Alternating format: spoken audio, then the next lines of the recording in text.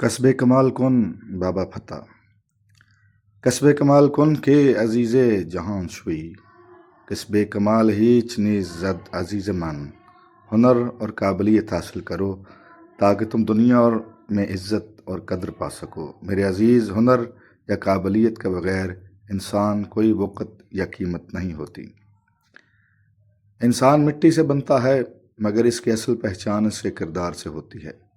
कुछ लोग अपनी ज़िंदगी के चंद बरस इस दुनिया में गुजार कर खामोशी से रुखसत हो जाते हैं, लेकिन इनके किरदार की खुशबू नस्लों तक सफ़र करती रहती है। मेरे परदादा, जिन्हें सब मोहब्बत से बाबा फत्ता कहते थे, भी ऐसे ही लोगों में शामिल थे। इनका असल नाम फ़तेह खान था और इनके वालिद अब्दुल्ला थे। मैंने इन्हें कभी नहीं देखा क्योंकि वो मेरे इस दुनिया में आने से बहुत पहले अपने खालिक हकीकी से जा मिले थे, मगर इनका ज़िक्र, इनकी शख्सियत, इनकी मेहनत, सच्चाई, बहादुरी और मेहमान नवाजी के किस्से हमारे घर के माहौल में यूं जिंदा थे जैसे वो अभी चंद लम्हे पहले ही खेतों से हल चलाकर वापस आए हों।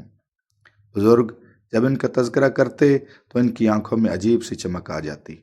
मुझे तब एहसास हुआ कि इंसान मर जाता है मगर इसकी नेकी, इसका इखलाक और इसका रवैया नहीं मरता। वो नस्लों के हाफजे में रह सांस लेता रहता है। शायद यही कुदरत का सबसे खूबसूरत इंसाफ है कि अच्छे लोग वक्त की गिरद में गुम नहीं होते बल्कि आने वाली नस्लों के लिए चिराग बन जाते हैं। बाबा फत्ता की ज़िंदगी किसी देहाती दास्तान की तरह सादा बावकार थी।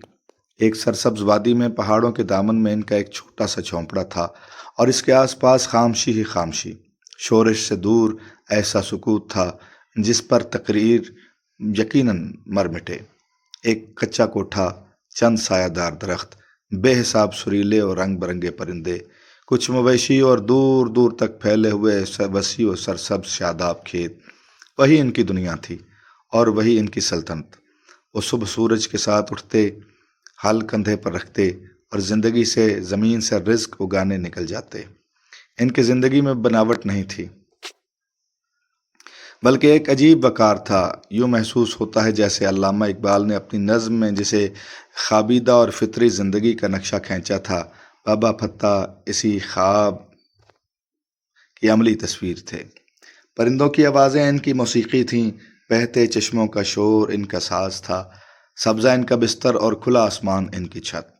वो इन लोगों में से थे जिन्हें कुदरत के करीब रहकर ज़िंदगी गुजारने का हुनर आता है। आज जब शहरों की मसनूई रोशनियों में इंसान अपने अंदर के अंधेरों से लड़ रहा है तो बाबा फत्ता जैसे लोगों की याद और भी कीमती महसूस होती है, जो मिट्टी के घर में रहते थे मगर दिलों के बादशाह थे। सुनने में आया है कि इनकी बेगम भी इन्हीं की तरह वसीउल क़ल्ब और मेहरबान खातून थीं। इनके 3 बेटे और 2 बेटियां थीं और ये मुख्तसर सा ख़ानदान मोहब्बत, मेहनत और क़नाअत के साथ ज़िंदगी गुजारता था। इनके घर के करीब से एक बड़ा रास्ता गुजरता था जहाँ से आसपास के देहातों और इलाकों के लोग अपने माल, मवेशियों और सामान के साथ सफ़र करते हुए गुजारते। शाम ढलती तो अक्सर मुसाफिर इनके घर के करीब पड़ाव डाल लेते। वो दौर ऐसा था जब देहातों में दरवाजे बंद नहीं होते थे और मेहमान को खुदा की रहमत समझा जाता था। बाबा फत्ता के यहाँ यही रिवायत जिंदा थी। दिन में आने वाले मुसाफिरों को लस्सी पिलाई जाती, पानी दिया जाता, खाना खिलाया जाता और अगर रात हो जाती तो इनके लिए चारपाइयाँ बिछा दी जाती। चाय इस वक्त तक इस इलाके में पहुंची नहीं थी, इसलिए लस्सी ही मोहब्बत की सबसे बड़ी अलामत समझी जाती थी। गर्मियों की रातें तो आसान थीं, खुले विहड़े में चारपाइयाँ बिछ जातीं, ठंडी हवा चलती, आसमान पर सितारे जगमगाते और मुसाफिर अपने बाजू के तकिए पर सुकून की नींद सो जाते। वो लोग वाकई कम वसाइल मगर बड़े दिलों वाले थे। इनके पास आसाइशें कम मगर इंसानियत बहुत ज़्यादा थी। असल इम्तिहान सर्दियों में आता था। एक ही कच्चा कोठा था जिसमें इंसान भी रहते थे और जानवर भी बसेरा करते।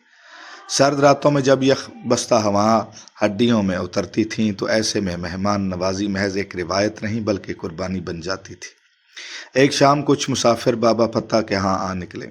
हस्ब रिवायत इनकी खातिर तवाज़ो हुई, लस्सी पिलाई गई, खाना खिलाया गया, मगर रात होते ही मसला सामने आ खड़ा हुआ। सर्दी शदीद थी और कोठा सिर्फ एक था। मेहमानों ने अदब से इजाज़त चाही कि वो रवाना हो जाएं क्योंकि इतनी गुंजाइश मौजूद नहीं थी कि सब वहाँ रात गुजार सकें। مگر بابا فتح نے انہیں جانے سے روک دیا۔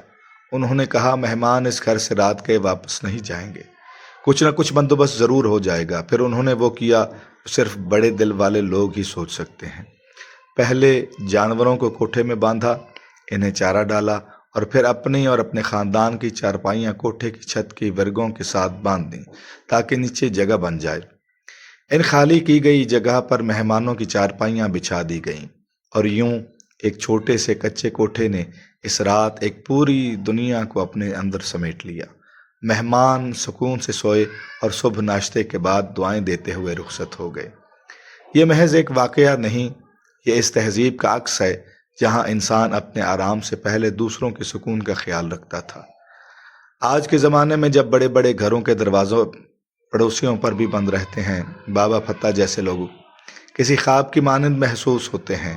اب مہمان نوازی اکثر رسم بن گئی ہے، دل کی کشادگی کم ہوتی جا رہی ہے اور تعلقات مفاد کے ترازو میں تولے جاتے ہیں۔ مگر ہمارے بزرگوں کے پاس نہ دولت تھی، نہ عالیشان مکانات، نہ دنیاوی آسائشیں۔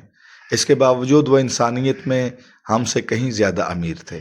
ان کے پاس محبت تھی، خلوص تھا، قربانی تھی اور دوسروں کے لیے دل میں جگہ تھی۔ یہی وہ اقدار ہیں جو کسی معاشرہ کو زندہ رکھتی ہیں۔ شاید اس لیے آج بھی جب بابا فتح کا ذکر ہوتا ہے تو ان کے کھیتوں کی خوشبو، ان کے بیڑے کی رونق، ان کے دروازے کی کشادگی، ان کی شخصیت کی حرارت محسوس ہونے لگتی ہے۔ ان کی زندگی ہمیں یہ سبق دیتی ہے کہ انسان کی عظمت اس کے مال میں نہیں بلکہ اس کے اخلاق میں ہوتی ہے۔ جو شخص دوسروں کے لیے آسانی پیدا کرتا ہے، دنیا اسے کبھی فراموش نہیں کرتی۔ مجھے یقین ہے کہ بابا فتح نے اپنی زندگی میں جس محبت، خلوص اور ایثار کے ساتھ اللہ کے بندوں کی خدمت کی، آج وہی اعمال ان کے لیے اگلے جہان میں راحت کا سبب ہوں گے۔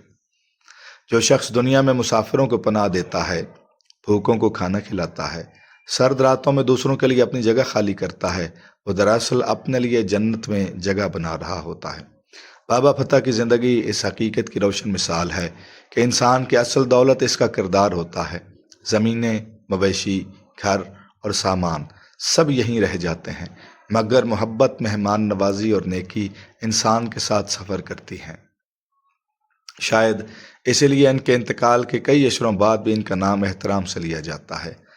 وہ آج بھی اپنی نسلوں کے دلوں میں زندہ ہیں، ایک روشن چراغ کی طرح جو یہ یاد دلاتا ہے کہ انسان اگر چاہے تو مٹی کے ایک چھوٹے سے جھونپڑے میں رہ کر بھی کردار کی ایسی عظیم سلطنت قائم کر سکتا ہے جو وقت کے زوال سے محفوظ رہتی ہے۔